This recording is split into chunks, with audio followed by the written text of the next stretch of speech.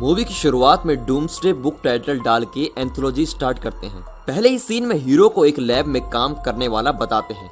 उसके साथ काम करने वाले कुछ को वर्कर्स वीकेंड में मस्ती करने के लिए फॉरेन ट्रिप की प्लानिंग कर रहे होते हैं। हीरो उनकी बातें सुन के परेशान हो जाता है और उसे भी शामिल करने को कहता है, लेकिन वो उसे कहते हैं तेरे जैसे पकाओ को लेके गए तो हम भी बोर हो जाएंगे, इसलिए सिर्फ हम लोग ही जा रहे हैं। कुछ दिनों पहले तुम्हारे माँ बाप और बहन फॉरेन जाने से पहले एक पेपर दे गए थे, वो तुम्हें देना भूल गए, लो ये रहा वो। उसमें उसकी माँ ने हीरो को गैर जिम्मेदार बताते हुए सिर्फ काम ही नहीं बल्कि घर के काम करने की लिस्ट डाल के दी थी, जिसमें सबसे पहले उसे गीले और सूखे कूड़े को अलग करके बाहर रखने को कहा था। घर जाकर देखा तो वो पूरा घर कचरे से भरा हुआ होता है, लेकिन माँ का कहा सुन के वो प्लास्टिक और बाकी के कचरे को अलग करके डालने जाता है। वहाँ सीन काट के नया पुराना टाइटल डाल के पहली कहानी को शुरू करते हैं। कूड़ा डाल के आकर अपना फोन देखता है, उसमें उसकी गर्लफ्रेंड ने एक वॉइस मेल छोड़ा हुआ होता है जिसमें वो हीरो को डिनर के लिए एक होटल में इनवाइट करती है। ये सुन के वो डाइनिंग में रखे बर्तन खोल के देखता है, उसमें से खराब खाने की बहुत गंदी स्मेल आती है। उसे वापस बंद करके फिर से वो पेपर निकाल के पढ़ता है,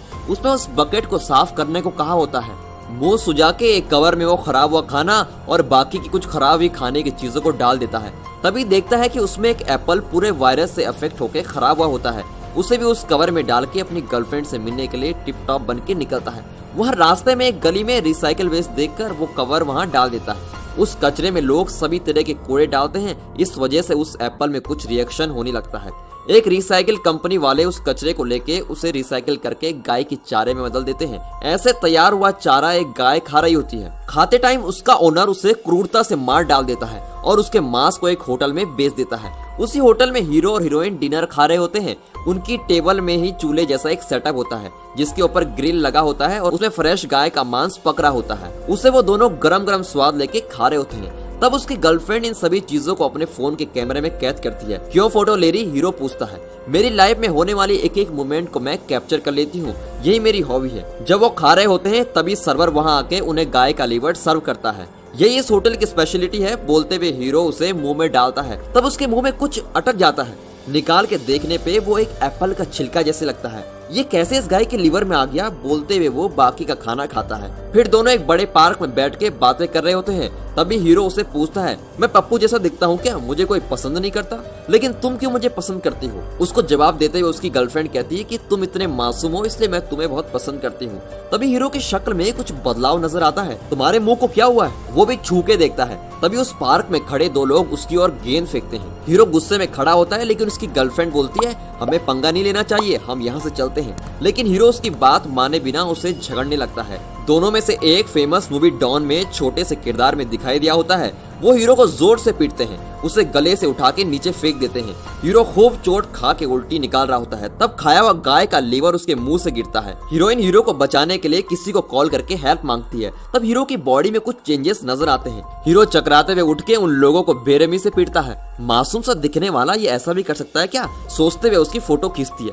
उसकी ओर मुड़ते ही हीरोइन वहाँ से भाग जाती है। हीरो ये सब अपने दोस्त को कॉल करके बताता है। उसका दोस्त कहता है कि मैं एक डिस्को में हूँ, यहीं आजा, दारू पी के तेरी गर्लफ्रेंड को बुला देने की सलाह देता हूँ। उसकी बातें सुन के हीरो भी वहाँ के लिए निकलता है। उस पार्क से निकलने के बाद वो दो लोग हीरोइन जैसे दो लोगों को देख के उनकी ओर जाते हैं। वो दोनों लोग सोचते हैं कि ये हिलते डुलते हमारी तरफ क्यों आ रहे हैं। उनके पास आते ही ज़ॉम्बी बन के ये लोग उन कपल को काटने लग जाते हैं। दूसरी ओर हीरोइन बस में ट्रेवल कर रही होती है। उसे अचानक उल्टियां शुरू हो जाती हैं, सर बहुत दुखता है। उसी टाइम उस होटल में गाय का मांस खाए हुए सभी लोग उल्टी निकालते हुए चकराने लगते हैं। अच्छा भला बात करते लोग अचानक गुस्सा करते हैं, लड़ाई करने लग जाते हैं। यहाँ हीरो आराम से चल के डिस्को के अंदर घुसता है। वहाँ बहुत जोर से म्यूजिक सुनते हुए लोग मस्ती में डांस कर रहे होते हैं। हीरो अंदर जाके अपने दोस्त को कहता है मुझे नहीं पता कि मेरे साथ क्या हुआ है, लेकिन नशे में धुत उसके दोस्त को कुछ समझ ही नहीं आता। उसकी बात अनसुना करके उसे डांस करने वाली जगह ले जाता है। उसी टाइम हीरोइन के चेहरे में भी हीरो जैसे घाव नजर आने लगते हैं। वो हीरो को कॉल करती है, लेकिन डिस्को में लाउड म्यूजिक के कारण उसे रिंग सुनाई नहीं देती। उसका दोस्त कहता है आजा डांस कर ले, अपनी सारी परेशानी भूल जाएगा, लेकिन हीरो से वहाँ रहा नहीं जाता। घर जाने की सोचता है। सभी वहाँ पे जगह दिए बिना उसे तंग कर रहे होते हैं। परेशान होकर हीरो खड़े हुए इंसान को खूब जोर से पीटने लगता है। उसे 2-3 लोग उठाकर बाहर फेंक देते हैं। यहाँ गाय का मांस खा के सभी लोग धीरे धीरे ज़ॉम्बी में बदलते जा रहे हैं। हीरो रोड में चकराते हुए चलता जा रहा है। तभी उसका फोन गलती से नीचे गिर जाता है, लेकिन उसे भी नोट किए बिना हीरो चलता जाता है। ये न्यूज टीवी में ब्रेकिंग न्यूज बन के चल रही होती है। एक चैनल में डिबेट चल रहा होता है, उसमें एक मंत्री से पूछा जाता है क्यों एक रात में इतने सारे लोग ज़ॉम्बी में बदलते जा रहे हैं। बदले में मंत्री जी अपोजिशन पार्टी के बारे में बात करना शुरू कर देते हैं। चैनल वाले और बाकी के लोग ये सब बहुत गुस्से से देख रहे होते हैं। फिर गवर्नमेंट से इसका कारण पूछते हैं। इसका कारण बहुत जल्दी पता लगाएंगे। हीरो आराम से चल के अपने घर पहुंचता है। टीवी देखते हुए पता चलता है कि इस वायरस के बारे में अभी तक किसी को कुछ नहीं पता। वैक्सीन ढूंढने से ही इस वायरस से बच पाएंगे। टीवी देखते हुए पागलों जैसे सभी चीजें तोड़ने लगता है। बाहर हीरो के माँ बाप और बहन डोर बेल बजा रहे होते हैं, लेकिन हीरो दरवाजा नहीं खोलता। कुछ समझ नहीं आने से उनके पास रखी हुई चाबी से वो दरवाजा खोल के तीनों अंदर घुसते हैं। अंदर घर पूरा अंधेरे में देखते हैं। चीजें यहाँ वहाँ बिखरी होती हैं। चीजों को बिखरा हुआ देख हीरो की माँ चिल्लाती है कि तुझे कब जिम्मेदारी समझ आएगी, इसलिए तो मैं सब कुछ डिटेल्स में लिख के गई थी, लेकिन फिर भी तूने इस घर को कूड़ेदान में बदल ही दिया। तब हीरो धीरे से चल के आता है। ये तीनों लोग उसे देख रहे होते हैं और सोचते हैं कि इसे क्या हुआ है। तो वो जोर से आके अपने बाप को ही जोर से काट देता है, फिर अपनी छोटी बहन को ही मार देता है। ये सब देख के उसकी माँ अपने को रेस्ट रूम में बंद कर लेती है। वो तेजी से दरवाजा ठोकता रहता है, लेकिन वो दरवाजे को पकड़ के बैठी भी होती है। थोड़ी देर थक के वो बाहर का दरवाजा खुला पाता है, वहाँ से धीरे धीरे निकल जाता है। उस सिटी में सभी लोग उस वायरस का शिकार हुए होते हैं। बाकी के बच्चे थोड़े बहुत लोग ऊंची बिल्डिंग से कलर बम उड़ा के गवर्नमेंट से उन्हें बचाने की गुजारिश कर रहे होते हैं। बाकी के और लोग सोचते हैं यही सही टाइम है और यहाँ वहाँ से चीजें उठा रहे होते हैं। गवर्नमेंट कुछ ट्राई करके देखती है, लेकिन स्थिति काबू में नहीं आ रही थी। पूरा शहर ज़ॉम्बी बन के यहाँ वहाँ चल के जा रहा था। हीरो चलते चलते अपनी गर्लफ्रेंड को ज़ॉम्बी बने सामने देखता है। दोनों एक दूसरे को पहचान लेते हैं। फिर साथ में मिलके जाते हुए एक एप्पल नीचे नजर आता है। उसकी गर्लफ्रेंड एप्पल निकाल के उसके हाथों में देती है। वो भी उसे लेके खाने लगता है। उसके हाथों में रखे कैमरे से बड़े प्यार से उसकी तस्वीर खींचती है। चाहे हम ज़ॉम्बी क्यों न बन जाए, लेकिन दिल का प्यार कम नहीं होता। और ऐसे ही ये पहली कहानी खत्म होती है। अब दूसरी कहानी देखते हैं। इस कहानी का शीर्षक है द हेवनली क्रिएचर। कहानी की शुरुआत में हीरो को दिखाते हैं। हीरो एक रोबो कंपनी में काम करता है। वो एक बहुत बड़े मंदिर में जा रहा होता है। वहाँ बहुत सारे भक्त रह रहे होते हैं। वहीं पे एक रोबो भी होता है। उस रोबो को चेक करने के लिए कंपनी ने उसे भेजा होता है।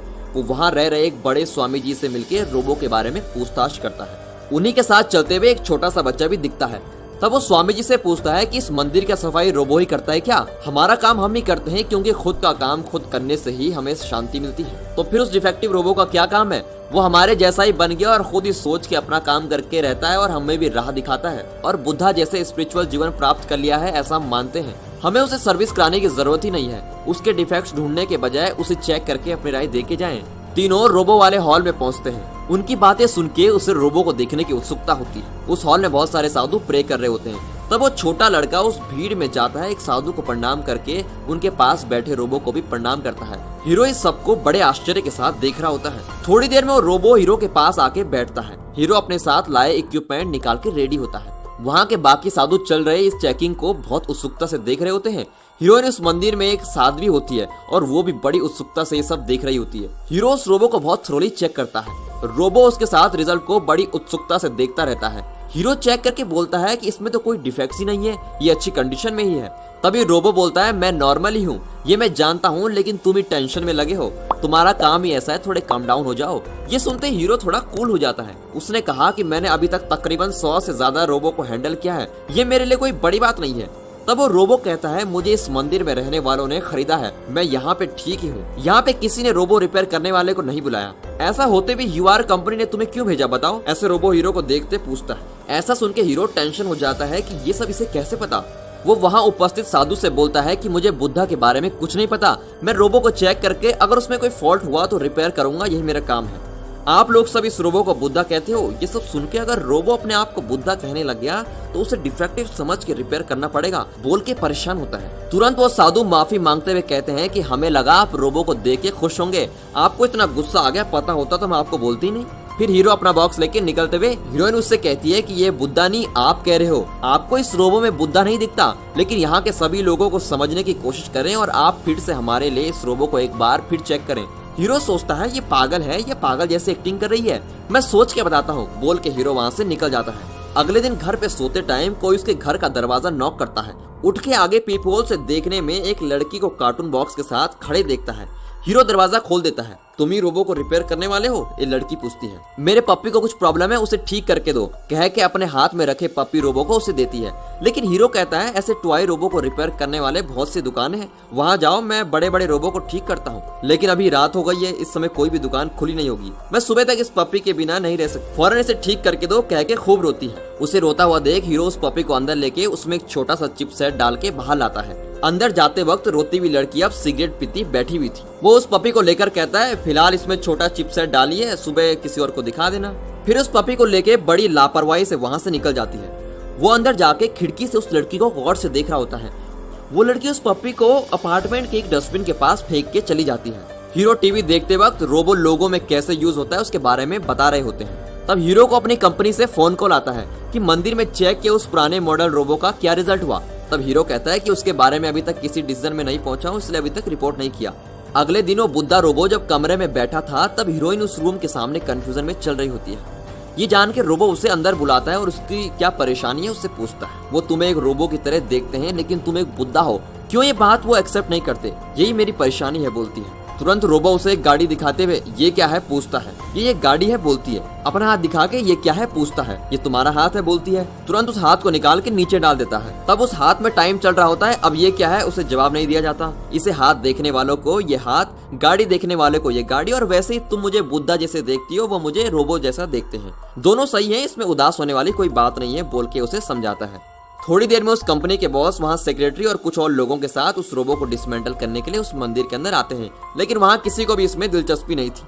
तब वो बॉस उनसे कहता है कि हम अपने काम के लिए अपने आप पे भरोसा करने के बजाय रोबो पे करते हैं, इसी वजह से लोग रोबो को गलत गलत कामों के लिए इस्तेमाल करते हैं। ये रोबो बहुत ही पुराना मॉडल है, ये इंसान जैसा सोच के इंसानों पे ही हावी होता जा रहा है, इसलिए हम इस ओल्ड मॉडल रोबो को एक एक करके डिसमेंटल कर रहे हैं। वहाँ के सभी लोग उनसे बहुत आर्ग्यू करते हैं, लेकिन उनकी सुनते नहीं। पैसा डाल के आपने इस रोबो को जरूर खरीदा है, लेकिन इसे बनाया हमारी कंपनी नहीं है और बनाने वाले को ही मिटाने का हक होता है। लेकिन हीरोज के सामने खड़े होकर कहता है इसे डिसमेंटल मत करिए, लेकिन उसे मार के धक्का दे देते हैं। फिर रोबो दोनों शूट करने वाले गार्ड्स को मार फेंक देता है और फिर रोबो उनसे थोड़ा सेंटिमेंटली बात करता है। मुझे इन सबको मार के भगाया जा सकता है, लेकिन मैं एक बुद्धा जैसा रहा हूँ, इसलिए बहुत शांत हूँ। इंसान जैसा देख के बड़े होते हैं वैसे ही बनते हैं, रोबो भी वैसे ही हैं। अगर आप अच्छे हो तो हम गंदा काम करना सीख ही नहीं सकते। गलत सोच आपसे ही शुरू होती है।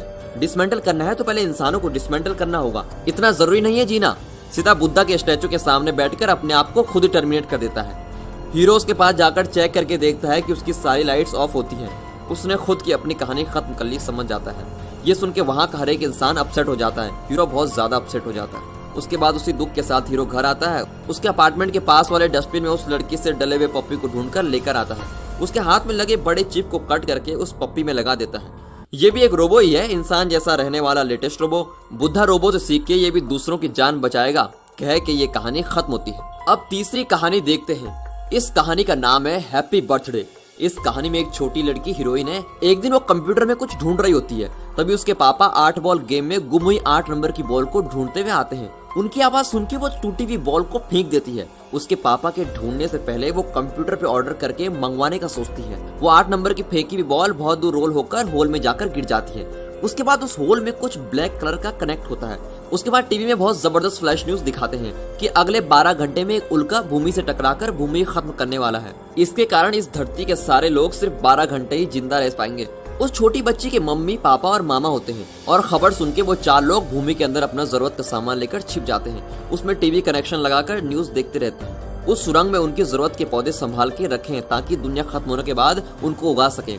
उसमें एप्पल ट्री है क्या, ऐसा छोटी लड़की पूछती है। उसकी माँ बोलती है कि उसका कोई फायदा नहीं होगा, इसलिए हम उसको उगा नहीं रहे। उस सुरंग में जब पावर कनेक्शन नहीं होती तो उधर रखी हुई छोटी साइकिल चलाकर पावर पैदा करके लाइट टीवी काम करता है। टीवी न्यूज में टाइमर चलता ही रहता है। छोटी लड़की बोर होकर चैनल बदलती है। उसमें टेली शॉपिंग में इस ब्लास्ट से बचने के लिए एक इंस्ट्रूमेंट बेच रहे होते हैं। उसके बाद वो चैनल बदल बदल कर देखती रहती है। उसे सभी बोरिंग लगते हैं। उसके पापा और मामा मजे से 8 बॉल गेम खेल रहे होते हैं। थोड़ी देर में उल्का धरती से टकराने वाला ही होता है। अब ये खेल खेलना जरूरी है क्या, उसकी माँ पूछती है। तभी वो छोटी लड़की जोर जोर से रोने लगती है। तीनों डर के उससे पूछते हैं कि क्या हुआ। तब वो टीवी की ओर दिखाती है कि उसमें एक चैनल में उल्का की फोटो दिखा रहे हैं। वो 8 नंबर बॉल की तरह ही है जिसका उसने ऑर्डर प्लेस किया था। ये छोटी बच्ची को एहसास होता है। ये सुन के सब उसे बहुत अजीब से देखते हैं। वो उठ के जाकर कंप्यूटर में चेक करती है, फिर उठकर आकर बोलती है धरती में क्रैश करने वाला उस उल्का जैसे दिखने वाले बॉल का ऑर्डर मैंने ही प्लेस किया था। लेकिन सभी कहते हैं तुम बहुत डरी हुई हो, इसलिए ऐसी बकवास कर रही हो। हम चारों बहुत ही सेफ हैं, हमें कुछ नहीं होगा, तुम डरो मत। लेकिन वो कहती है कि विश्वास करो मैंने ही उस बॉल का ऑर्डर किया था। एक दिन मामा के कमरे में कंप्यूटर पे गेम खेलते हुए पापा के 8 नंबर की बॉल ढूंढते हुए आई थी। मुझसे टूटी उस बॉल को उठा के मैंने फेंक दिया। पापा के हाथ लगने से पहले ऑनलाइन में ढूंढते वक्त एक अजीब सी वेबसाइट दिखी। उसे ओपन किया तो 8 नंबर बॉल घूम रही थी। अपना डेट ऑफ बर्थ डाल के उसी दिन डिलीवरी करने को कहा और ऑर्डर भी प्लेस हो गया। शायद कोई एलियन वेबसाइट होगी, वही ऑर्डर की भी बॉल को भेज रहे होंगे। लेकिन वो लोग उसकी किसी बात का यकीन नहीं कर पा रहे थे। फिर वो वापस से टीवी देखती है। सभी टीवी में बोलते हैं थोड़ी देर में ये दुनिया खत्म होने वाली है, इसलिए हम अपने दोस्त के साथ, फैमिली के साथ सभी लोग बात कर रहे होते हैं। मेरी वजह से ये सब हो रहा है सोच के खूब रोती है। उसे सभी शांत करा रहे होते हैं। तब वो थोड़ी देर बाहर जाकर बैठती है। टाइमर धीरे धीरे खत्म हो रहा होता है। उसके मामा कंप्यूटर में चेक करके उसके मम्मी पापा से कहते हैं कि वो सही बोल रही है, वो जो भी कह रही थी वो झूठ नहीं था। ऐसे ही एक वेबसाइट है, उसमें उसका ऑर्डर प्लेस हुआ होता है। थोड़े दिनों पहले ब्लैक होल अपनी दुनिया के इंटरनेट से कनेक्ट हुई थी, ऐसा नासा ने बोला था। वही सब की वजह ऐसा लगता है। ये तुम लोगों को विश्वास करने में बहुत मुश्किल होगा, लेकिन यही सही है। वो बॉल धरती के करीब आ रही होती है। तभी वो लड़की अंदर आकर कहती है अगर मैंने अपना ऑर्डर कैंसिल कर दिया तो प्रॉब्लम सॉल्व हो जाएगी। तभी करंट कट हो जाता है। उसके मम्मी पापा करंट के लिए एक एक साइकिल चला रहे होते हैं। कंप्यूटर ऑन होता है, उसमें उस वेबसाइट को ढूंढते हैं। तब उल्का धरती से टकराने में सिर्फ 9 मिनट बाकी था। वो और उसके पापा मुश्किल से उस वेबसाइट को ढूंढ के उसे स्टॉप करते हैं। उल्का एक जगह पे रुक जाता है। फिर एक यस और नो के बटन को क्लिक करना होता है। तब उसकी मम्मी टायर्ड होकर गिर जाती है। पावर कम होने लगती है। सिर्फ उसके मामा अब साइकिल चला रहे होते हैं। उस जल्दबाजी में वो गलत बटन दबा देती है। 7 मिनट का काउंटडाउन कम होके 2 मिनट हो जाता है। अब कुछ नहीं हो सकता। सबके सब उसे हैप्पी बर्थडे विश करते हैं। चारों एक साथ होते हैं। तभी वो बॉल धरती से टकरा जाता है। कट करके 10 इयर्स लेटर दिखाते हैं कि उस सुरंग में सभी सो रहे होते हैं। सुरंग में पौधे उग के फल बन जाते हैं। वो छोटी लड़की बड़ी हो जाती है। एक दिन जब वो नींद में होती है तब वहाँ भूकंप आता है। सब लोग डर जाते हैं। दरवाजा टूट के सूरज की किरणें दिखती है। हीरोइन धीरे धीरे स्टेप्स चढ़ के बाहर जाती है। वहाँ एलियन जैसा एक फिगर दिखाई देता है। उसके हाथ में उसका बर्थडे दिखता है। वो उसके छूते ही मिट जाता है। उसके बाद वो एलियन गायब हो जाता है।